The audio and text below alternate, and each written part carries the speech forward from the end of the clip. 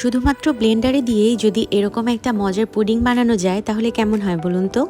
Hi everyone, আজকে চলে এসেছি আরও একটি নতুন ম্যাঙ্গো ডেজার্ট নিয়ে এবং ডেজার্টটা খুবই easy and trust me the test is 100 out of 100। তো শুরুতে আমাদের যেটা লাগবে সেটি হচ্ছে একটি ব্লেন্ডারে আমি এখানে 1 কাপ দুধ নিয়ে নিয়েছি। এখানে আমি 3 কাপ দুধকে একটু ঘন করে জাল করে 1 কাপ করে নিয়েছি এবং এরপরে আমি অ্যাড করে দিব 4 টিস্পুন গুঁড়া দুধ।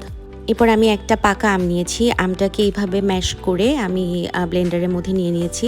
এখানে আমি 1/3 পোর্শনে আমটা নিয়ে নিয়েছি এবং এরপরেই যেটা অ্যাড করব এটা হচ্ছে আমি 4-5টা মিল্ক ম্যারি বিস্কিট যেটা ওইটা অ্যাড করলাম এবং বিস্কিটটাকে হালকা ভেঙে নিয়েছি যাতে স্মুথলি ব্লেন্ড হয়। এবং এরপরে আমি অ্যাড করে দিব 3টা ডিম। এখানে আমি 3 ডিমের জন্য 1 কাপ দুধ নিয়েছি, এই কোয়ান্টিটিটা মনে রাখবেন।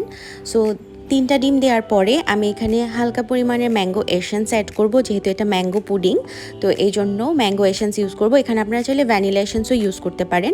এবং এখানে আমি সুগারের বদলে যেটা দিব এটা হচ্ছে কনডেন্স মিল্ক। এটা আপনারা আপনাদের কীরকম পরিমাণে মিষ্টি খেতে চাচ্ছেন ওইটার উপর ডিপেন্ড করে। তো এরপরে এটা ব্লেন্ড করে নিব এবং দেখতেই পাচ্ছেন এরকম ঠিক একটা কনসিস্টেন্সি হবে। এরপরে চলে যাচ্ছি ক্যারামেলে। তো ক্যারামেলের জন্য আমি এখানে 4 টিস্পুন চিনি নিয়ে নিয়েছি এবং সামান্য পানি নিয়ে আমি এটাকে চুলায় দিয়ে ক্যারামেলাইজ করে নিব।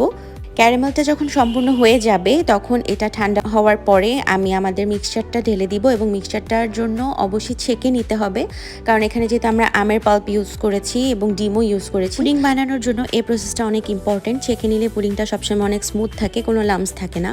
তো এখানে দেখতে পাচ্ছেন আমি 7 ইঞ্চির একটা মোল্ডের জন্য 10 ইঞ্চি একটা বড় মোল্ড নিয়ে নিয়েছিলাম, ওটার মধ্যে পানি দিয়ে আমি পুডিংটাকে বেক করে নিয়েছি এবং এরপরে আমি এটা আনমোল্ড করলাম। এই যে পুডিংটার কাম আউট এরকম এসছে।